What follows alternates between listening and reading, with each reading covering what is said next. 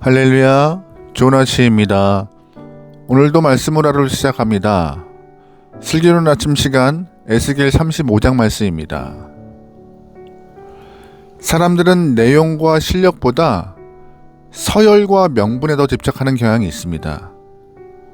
그러다 보니 회사를 오랫동안 다녔다고 해서 나이가 많다고 해서 승진해야 한다고 말하는 사람들도 있죠. 불과 한 세대 전만 해도 많은 기업인들이 서열을 중심으로 회사를 운영했습니다. 하지만 기업의 오너들이 이 서열 문화가 회사를 위한 길이 아님을 깨닫고 내용과 실력, 함적인 것에 집중하는 모습으로 회사의 문화가 변하기 시작했죠. 그래서 실력과 내용을 갖추고 열심히 노력하는 사람을 승진시키기 시작했습니다. 하지만 문제는 그 다음부터 발생했는데요.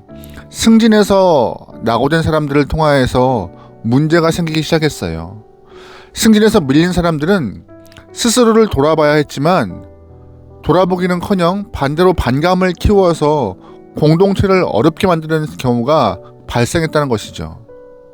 오늘 본문에서도 비슷한 모습을 가진 어리석은 민족이 등장합니다. 바로 에돔이에요. 여러분이 잘 아시는 것과 같이 에돔은 에서의 후손입니다. 아브라함이 이삭을 낳고 이삭이 에서와 야곱 쌍둥이를 낳았습니다. 에서는 혈통상 축복의 계승자였습니다. 하지만 에서는요, 하나님의 축복에 대한 소원이나 간절함을 가지고 있지 않았어요. 그 간절하지 않은 모습이 결국 팥죽 한 그릇에 장자의 명분을 팔아버린 망령된 사람이 되었죠. 그럼 에서는 어떤 이유에서 이 장자의 명분을 팥죽 한 그릇에 팔았을까요? 바로 이 서열 때문입니다. 자신이 형인지라 당연히 축복의 계승자가 될 거라 생각했기 때문에 설마 팥죽 한 그릇이라고 안일하게 생각한 것이죠. 하지만 야곱은 달랐습니다.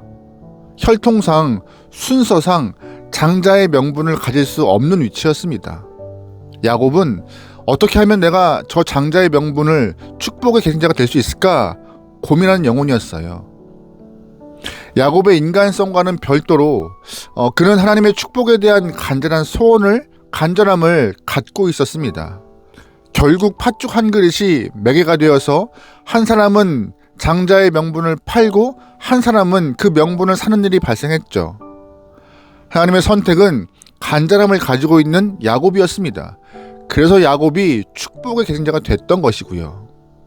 문제는 그 다음부터였습니다. 장자권을 빼앗긴 에서는 이 상황을 인정하지 않았어요. 에서는 야곱에 대해 분노했고 에서의 후손들은 대를 이어서 야곱의 후손 이스라엘을 증오했습니다. 하나님은 계속해서 증오와 분노의 모습을 보이고 있는 에돔을 심판하겠다 말씀하셨던 것이에요. 5절 말씀이에요. 네가 옛날부터 이스라엘의 한을 품고 있더니 이스라엘 백성이 재난당할 때 그들이 그 지은 죄로 심판받았을 때 너는 그들 위에 칼을 휘둘렀다. 아멘. 에돔은 이스라엘 향하여서 분노했고 한을 품었다라고 하나님 말씀하십니다. 그러나 에돔의 모습은 한을 품었다고 되는 일이 아닙니다. 역사 속에서 보면은요, 에서와 그의 후손들은 세일산에 살면서 호전적인 민족이 되었고 그 힘을 키워서 세력을 펼쳐나갔습니다. 동시에 야곱의 후손인 이스라엘도 번영하였죠. 에서의 후손인 에돔은 이스라엘의 성장을 보면서 우리가 누려야 될 축복인데 왜 쟤네가 받고 있지라고 생각했고, 또한 다윗과 솔로몬 시절의 번영을 보면서 불편한 마음을 넘어 배가 아팠고 고통스럽기까지 했습니다. 그러면서 에돔은 속으로 두고 보자 라는 마음을 품고 이스라엘을 벼르고 있었어요. 때가 되어서 마침내 북이스라엘은 아수르 때문에 위기에 처했고 망했습니다. 과정 가운데 에돔은 충분히 도울 수 있었지만 북이스라엘 돕지 않았습니다. 그냥 북이스라엘 멸망을 두고 보았습니다. 에돔은 북이스라엘 멸망을 보고 속으로 기뻐했을 거예요. 그런데 시간이 지나 남유다까지 멸망했습니다. 에돔은 북이스라엘과 남유다의 멸망을 보면서 너무 통쾌했을 것이에요. 자신들이 누려야 할 복을 빼앗아간 대가를 받고 있다라고 생각했을 것입니다. 여기서 분명히 짚고 넘어가야 할 것은 에돔은 자진해서 아수르와 바벨론을 도와 동족을 무너뜨리지 않았습니다. 북이스라엘과 남유다 멸망에 손을 뜨지 않았어요. 하지만 하나님은 그 에서와 야곱 형제 관계를 생각하면서 동족을 돕지 않은 죄, 마음의 한을 깊이 품고 있는 죄, 어려운 상황에서도 처한 그 동족을 돕지 않은 것에 대해서 하나님은 죄라고 말씀하신 것이었습니다. 여러분, 한을 품으면 이웃이 어려움 당할 때 돕지 않습니다. 오히려 잘 되었다라고 기뻐하죠. 이런 태도 때문에 하나님은 에돔을 심판하겠다 말씀하시는 거였어요. 오늘 혹시 우리도 한을 품고 있지 않습니까? 신앙생활 하는 사람으로서 가슴에 응어리나 한을 가지고 있으면 안 됩니다. 왜냐하면 한과 응어리는 질투와 미움이기 때문이에요. 사실 신앙인이라고 이 안에 응어리가 없겠습니까? 그러나 마음속에 죄를 가지고 있을 수 없기 때문에 이 한과 응어리를 조금 바꾸어서 간절한 기도의 제목으로 만들어가는 것이 신앙인의 숙제이고, 그걸 해내는 것이 하나님 원하시는 거룩한 영혼들의 모습인 것입니다.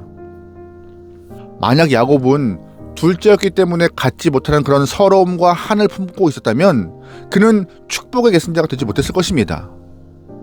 야곱은 서열에서 밀려 응어리나 한을 품는 것이 아니라 오히려 그 마음을 갖고 소원을, 간절함을 가졌던 것이에요. 어찌하든지 하나님의 축복을 받고자 하는 그런 모습 때문에 하나님이 그에게 축복권을 주신 것이죠. 그 간절함은 하늘에 닿았고 하나님의 마음을 움직였습니다. 여러분, 그러기에 한이 아니라, 응어리가 아니라 간절함을 품고 하나님 앞에 나갈 수 있는 귀한 영혼 되면 좋을 것 같습니다. 그 모습이 승리하는 길이에요. 여러분의 삶에서 간절함으로 주 앞에 나갈 수 있는 귀한 영혼 되길 소망합니다. 아멘. 에돔은요, 소원이 아니라 한을 품고 있었습니다. 그런데 또 문제가 있었습니다. 11절이에요. 나 주 하나님의 말이다. 그러므로 내가 나의 삶을 두고 맹세한다. 네가 그들을 미워하여 분노를 터뜨리고 질투를 한 것과 똑같이 나도 너에게 보복하겠다. 내가 너를 심판할 때야 비로소 내가 누구인지 모두 알게 될 것이다. 아멘. 하나님의 말씀 가운데 에돔이 오랜 시간 동안 이스라엘을 질투했다, 그것이 문제다라고 말씀하십니다. 왜 질투의 감정이 문제가 될까요? 질투가 불편한 것은 자신을 파괴하기 때문입니다. 질투는요, 나의 시선과 마음이 그 질투의 대상에 꽂혀버리게 만들어버려요. 나를 향해서 돌아보고 나를 키우는데 시간과 에너지를 쏟지 않습니다. 모든 내적 에너지를 밖으로 쏟아버려요. 시선과 마음이 상대방을 향하여 고정되어 있으니 어떻게 언제 스스로의 영혼을 돌보겠습니까? 그게 안 되는 거예요. 그래서 질투를 하지 말라는 것입니다. 에돔이 이스라엘을 질투할 것이 아니라 스스로 돌아봐야 했을 것이에요. 자신들의 조상 에서가 무엇을 잘못했는지, 나는 지금 어디로 가고 있는지 스스로의 내면을 살피면서 하나님 말씀에 눈을 열고 마음을 여는 것이 더 옳은 모습인데, 그 질투 때문에 바른 것을 바라보지 못하고 하나님도 못 보고 스스로도 점검할 수 없는 그렇게 파괴적인 모습으로 만들었기 때문에 에돔이 문제라고 말씀하시는 것입니다. 질투는요, 나와 공동체를 파괴하는 무서운 것입니다. 하나님은요, 에돔이 질투하느라 스스로의 죄악을 살피지 못했음을 지적하시면서 그들이 멸망당해야 되는 이유, 심판받아야 되는 이유를 끄집어내신 것입니다. 질투심 때문에요. 그뿐인가요? 아닙니다. 또 있어요. 에돔이 심판을 받아야 하는 이유는 바로 주권자를 향하여서 인정하지 않는 모습이었습니다. 10절 말씀입니다. 너희가 입을 벌려 나를 거슬러 허풍을 떨고 나를 거슬러 빈정대는 말을 내가 직접 들었다. 아멘. 무슨 말이에요? 하나님을 향하여서 하나님이라 인정하지 않는 모습인 것이죠. 가장 무서운 죄는 하나님을 대적하는 것입니다. 에돔은 자신을 선택하지 않은 창조주 하나님의 섭리를 대항했던 것이에요. 매우 어리석은 모습이죠. 여러분 잘 아시는 것과 같이 하나님은 토기장이이십니다. 토기장의 하나님은 피조물을 당신의 섭리에 따라서 창조하시고 사용하실 권한이 있으세요. 귀하게 쓰는 그릇을 빚으시든지 평범한 그릇을 만드시든지 전적으로 토기장의 선택과 결정인 것이죠. 여기에 반항하는 것은 자신의 삶을 포기하는 것과 마찬가지입니다. 근데 에돔은요, 하나님을 향하여서 원망의 소리를 했다는 것이고 하나님이 그 소리를 들었다라고 말씀하시는 것이었습니다. 인정하지 않는 것, 하나님을 인정하지 않는 것, 하나님의 섭리를 부정하는 것. 우리는 평소에 어떤 마음을 가지고 있습니까? 한과 응어리를 기도의 제목으로 잘 풀어가지 못하고 상대를 향한 질투심으로 가득 차 있지는 않습니까? 여러분, 그 질투와 한, 응어리를 간절함으로 승화시키고 기도 제목으로 만들어서 하나님 앞에 갈 수 있길 소망합니다. 또한 스스로를 돌아볼 수 있는 시선과 마음을 가지면서 성장할 수 있길 바라요. 마지막으로 하나님의 선택과 주권을 인정하시면서 하나님이 원하시는 삶의 모습으로 변해갈 수 있는 하나님의 귀한 영혼 되기를, 여러분의 삶 되기를 주의로 축원합니다. 아멘. 기도하시겠습니다. 사랑의 하나님, 우리의 삶이 나의 계획대로 풀려가지 않을 경우가 참 많습니다.